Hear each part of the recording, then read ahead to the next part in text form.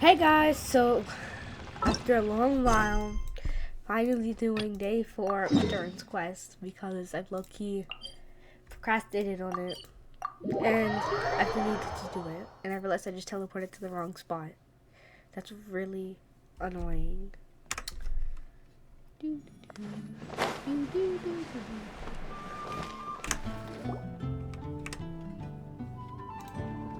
Jean!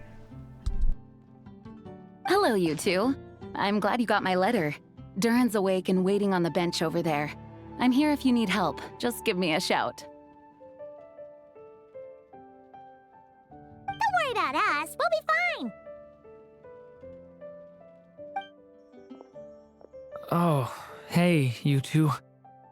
I just remembered what happened right before I passed out. Thanks for holding me back. I shudder to think what might have happened if you hadn't.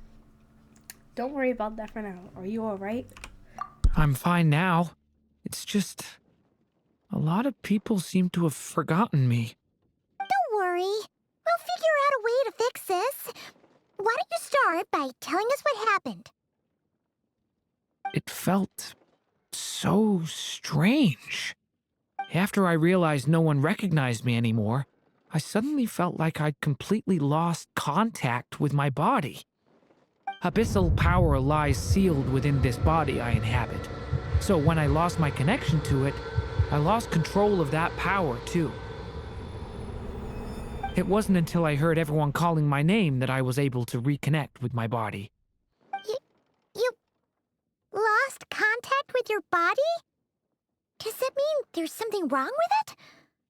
Sounds like we need Albedo more than ever. I don't think the problem lies in Albedo's alchemy. Huh. But then, why are people forgetting you? Guess that's what we need to figure out. I think it's got something to do with that book. That Yeah, means honestly, we the need book- Alice for sure. That makes sense But because it's it's like been ages and she still rewriting hasn't the been in story would be a contact. different. Now would be a really good time for a hint. How could the story's budding branches even hope to reach beyond the towering walls? Leaving the castle, the witch went off in search of the tallest, grandest tree in the whole world. High up in the canopy of that tree, she sought a resting place, a refuge where the little sapling might take root. Go to that place, for it was there that the sapling felt its first breath of wind. Huh? Was that another clue? Does that mean the story isn't over yet? Leaving the castle. It just occurred to me. If this story is all about my own experiences, then wouldn't what happened after I left Simulanka be part of it too? But how could she possibly know exactly what would happen? And even if she did, how could we know when the story was complete? Looks like we gotta go back inside the book once again. Yeah, Oh my god. since we can't reach Alice right now, we'll just have to get to the bottom of this ourselves. But first, we gotta figure out where this riddle wants us to go. The tallest, grandest tree in the whole wide world. Huh. The only place that ever gave me that feeling was the one I ended up in right after leaving Simulanka. They had great coffee there, too. And so many books you'd never run out of things to read. You mean Sumeru City? Think about it. Our search in Mondstadt began in a library, right? Well, Sumeru City's got one of those, too. And it's absolutely huge. What do you say? Should we try looking there? Huh. That does kind of make sense. And it's not like Paimon's got a better idea. It's worth a shot, at least. Alright, let's just give Jean and the others a heads up first. Well, it sounds like you've got a plan, so I won't interfere. All I ask is that you stay safe. Albedo won't be back for some time, and until he is, we can't know for sure how dangerous Durin might be in his current state. I'm so sorry about what happened before. Believe me, I'm not blaming you, and neither is anyone else here. If anything, it's the opposite. We're all just worried about you. Worried? About me? Come with me. I want to show you something. As soon as they heard you were awake, they all hurried over to see how you were doing. You all came to see me? A little birdie told me you're working on finishing a storybook. So maybe all those people losing their memories is just a plot twist waiting to be resolved. Miss Lisa, you always seem to know how to put my mind at ease. Please, everyone, don't worry about me. When I get back, I'll find a way to complete my mother's story, and the one we started, too. Let's do this all the way to, surprisingly, Smeru, which I don't go there too often. I went there once to grind for somebody. I think it was Nilo. That's like after Nefer came out, sometime after that. I haven't been there since, I don't think. Besides for the event that I think was after. So I don't know, but yeah. I haven't been to Smeru often.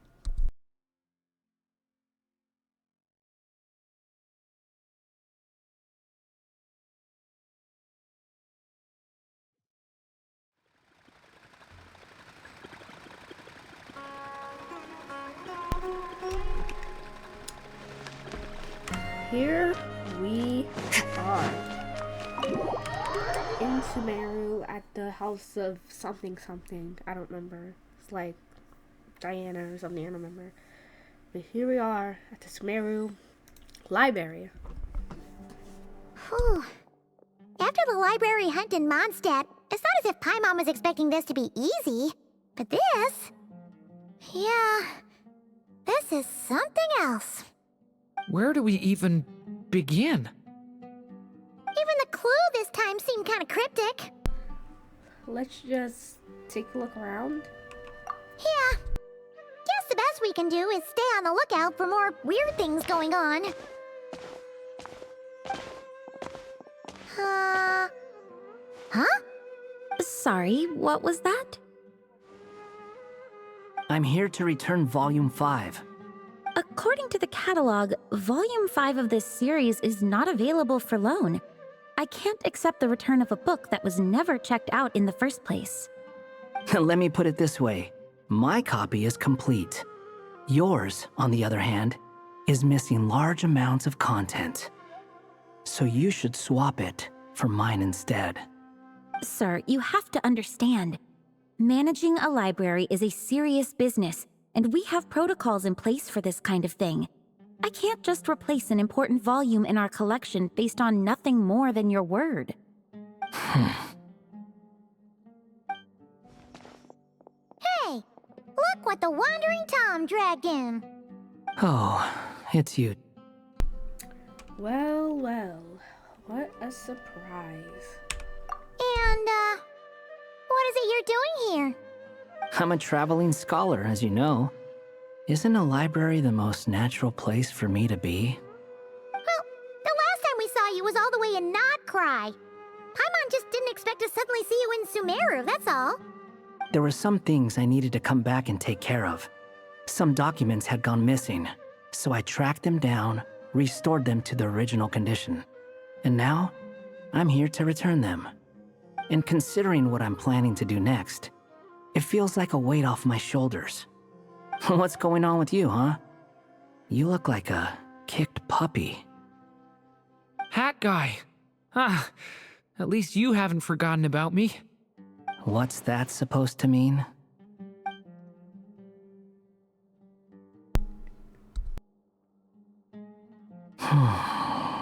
So it's been getting worse.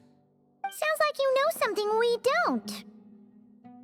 After he left Similanka, he spent some time traveling Sumeru with me.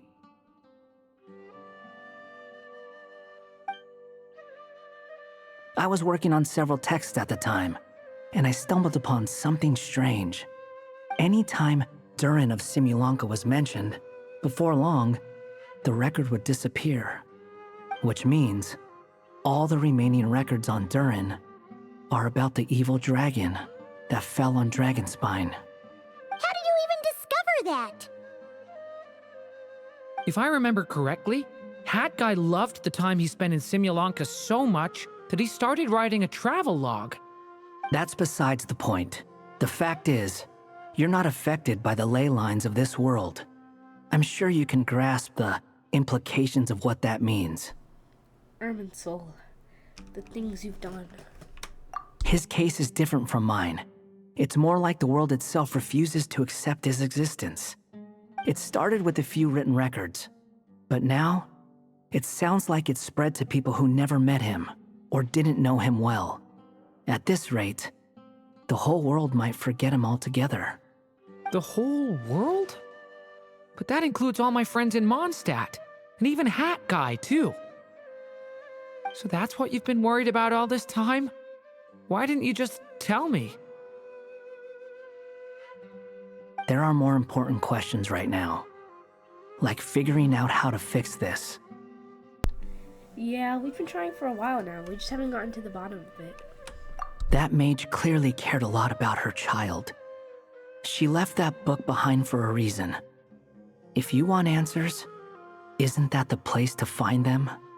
You think that didn't occur to us already? Problem is, we need to find the memory that unlocks the next chapter first. Mind if I take a look? You're offering to help us? I just want to know what secrets this book is hiding. Besides, I've run into a bit of red tape, so I've got time. Of course. Be my guest.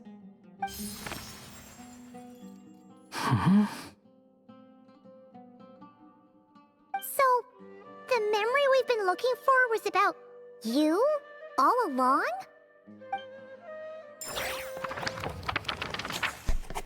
Go to that place, for it was there that the sapling felt its first breath of wind. I have no idea what that means still. Maybe, I don't know. Revelation bestowed The by little Storm dragon Witch. became companions with a stray cat with dark blue fur. It was a friendship born of all they had in common. He left his castle at the stray's invitation, setting out to explore the world beyond its walls. There, he grew fond of the outside world, eager to make friends and share the story of his life. Taken by the dragon's story, the stray tried to write it down. But he soon realized that no matter how he tried, it would always warp into the evil dragon's tale.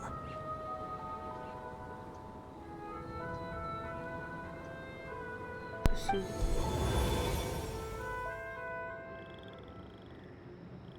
So, this is the world where this chapter takes place? Looks like we're at the top of some kind of gigantic tree. The story just now. This one must be about what happened to me when I first arrived in Tevat. No wonder the memory that unlocked it was about Hat Guy. Most of my memories from that period were. Hold on. Anyone want to explain how I ended up looking like this? Maybe you've become a character in the story too. The way you appear here is basically how Durin sees you. You see me as a stray cat? A wandering Tom, to be exact. You should count yourself lucky. Of all Durin's friends, your character is by far the most memorable. Maybe it's because I've known Hat Guy for longer, so my impression of him is more vivid than the others. Vivid? Then how come you haven't changed one bit? Guess that means the impression the traveler left was so vivid, it didn't need changing.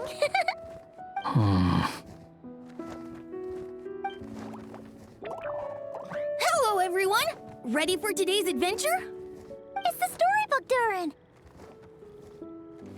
Oh. So you're not playing yourself in this one? Does that mean the two of you have even more memorable roles to play? This is Alice's magic we're talking about here. She's the only one who can make sense of it. Where are we going love today, this. kitty cat? Baby Durin. Whatever. Cat Scaramouche. Just follow me. Same as always. Okie dokie! Can we chat along the way? If you have something to say, just say it. Was that seriously how the two of you communicated when you first got here? Yep. Anyway, how do we get ourselves out of here? Usually, the narrator gives hints to help us figure out what to do. Speaking of which, about time we got some of those, don't you think? The story's vines had woven themselves together into a giant tree, the boughs of which a little storyless dragon now paced, homeless among its leaves. He had to find a way to leave this place and set off in search of a home of his own. If he stayed, the world would erase him from its memory altogether. To leave this place? But where am I supposed to go? The little dragon felt completely lost. Just like the vines, the road ahead branched off into different directions, twisting and turning before disappearing into the mist. But as luck would have it, a prophetess waited up ahead. Perhaps she might know where each path might take him.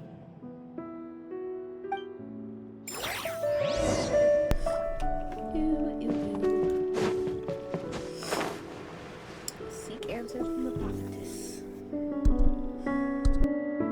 Oh, you must be the little lost dragon. It's true. My friends and I are lost. This meeting was no accident. The prophetess was in fact the seer witch, here to present her promised gift. The seer witch? Oh yeah! That's Mona's teacher, right? The old hag? Insolent child. I am the seer witch, your prophetess, not some old hag. Sorry! Now, little lost dragon, I have come to bestow the gift I once promised. A prophecy. A prophecy? Hear me now, for my prophecy is this.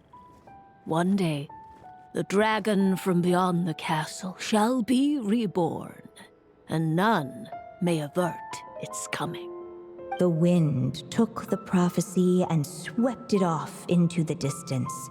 And so, the little dragon was shown a path to wander. A path shown by the wind. Could that be referring to what happened back in Mondstadt? As far as I remember, once that alchemist from Mondstadt learned about the prophecy, he chose to stand with you against the evil dragon. So, what does any of this have to do with you being forgotten?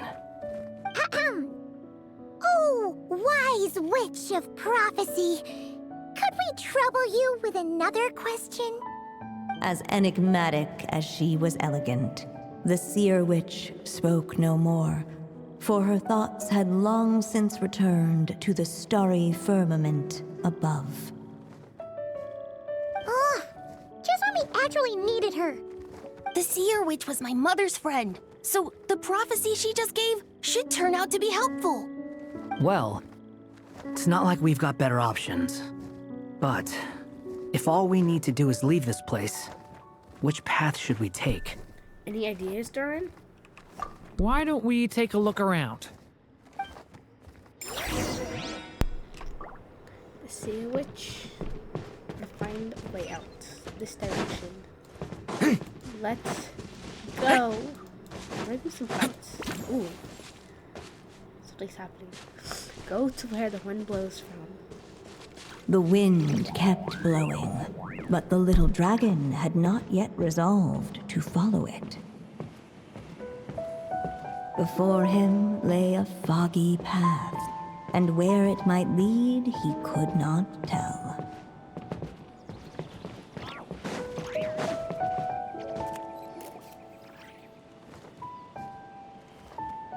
If we go this way, we'll be heading back to Mondstadt, just like we planned.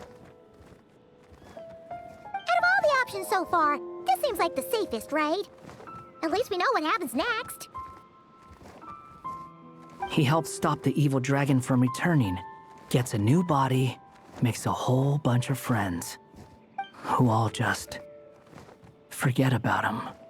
But you didn't forget, Hat Guy. I'm just saying, choosing this path wouldn't solve the main problem. You'd still end up being forgotten. Huh. Maybe future chapters hold the answers. We just need to keep the story going. I'm not against choosing this path. I just wonder what secrets it might be hiding. Let me think about it. Keep going. Here we go. Two. I still think you should keep going, little dragon. If you leave the castle, you can accomplish something amazing and make a bunch of friends along the way. Really? Then let's go! Unable to preserve his story, the little dragon wandered astray. Fortunately for him, a certain prophetess had left behind a prophecy to guide him. The wind took the prophecy and swept it off into the distance, and so the little dragon was shown a path to wander. Following the wind's guidance, the little dragon made his escape. In turn, the prophetess affirmed the little dragon's choice, leaving an extra secret as her parting gift. Now that you've made up your mind, I shall keep my promise by explaining fate's little trick. Long, long ago, the gods of the high heavens gave the world outside the castle a magic of its own. They called it storytelling. It was a magic of almost unshakable power that governed how people met, grew close, and understood one another. Each person had a story meant for them and them alone. One whose ending was written in the heavens long ago. In truth, your story and the evil dragons are simply two versions of the same tale, and that is something the magic of storytelling cannot abide. Beyond the castle's walls, your story cannot take root, for the evil dragon's tale has done so already.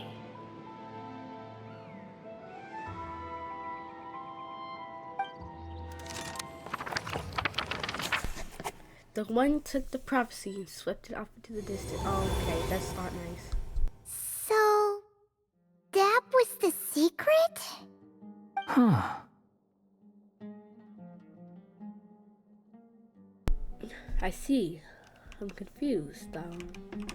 You still don't get it? Simulanka Durin and Tevat Durin share a special kind of connection. Their fates are mirror images of one another. While they were in two separate worlds, there may have been some mutual influence, but their fates were independent. But when Simulanka Durin came to Tevat, a version of his fate already existed there. So, how can two fates exist at the same time? The answer is, they can't. The rules of this world don't allow it. You can't return a book you never checked out in the first place. So, what's Durin supposed to do? Those mages seem to have come up with quite the ingenious solution.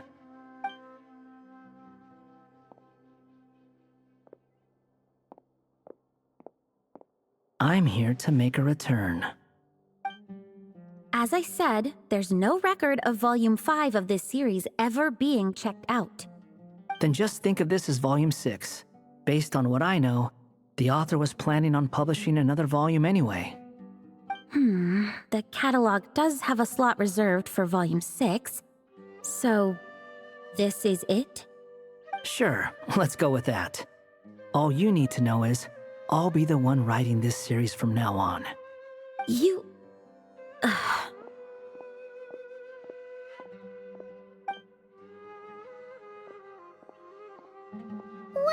up to this time?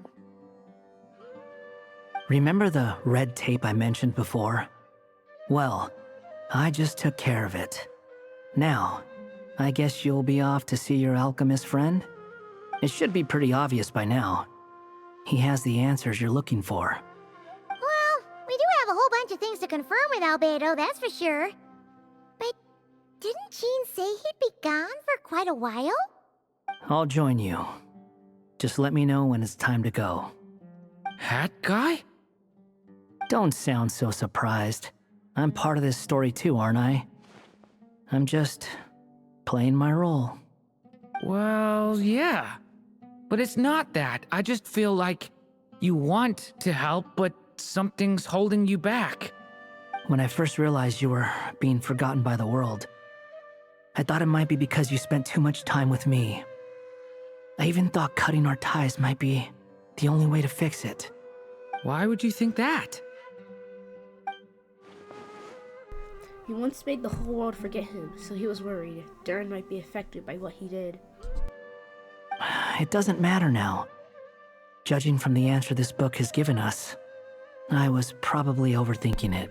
Make that definitely. Anyways, we're in this together now. Just as well. With the ley lines rejecting him like this, the people who still remember him are his only remaining connection to this place. If that last fragile tie was broken, who can say what devastation his unbound body might unleash? And to think I'm one of the people keeping you here, instrumental in helping change your fate. Can't say I saw it coming. Well, if it's good enough for Hat Guy, it's good enough for me. After all, he is about as odd as humans get. Excuse me? With some people, even if you try asking a simple question, they'll always give you a complicated answer. And the more you ask, the more complicated it gets. Truth is, Hat Guy's just that kind of guy. Sometimes for sure, but he isn't always like that. Whatever. All I needed was a yes or no, so we can quit it with all the back and forth. And that's the end of day 4. Really? That one I think was shorter than the others. Oh. Yeah, I think that one was shorter than the others. It's not letting me to click, but you know. But nope. Well guys, I hope you liked this video. If you did, smash that like button. Make sure to subscribe, comment, and I'll see you guys in the next one. Bye!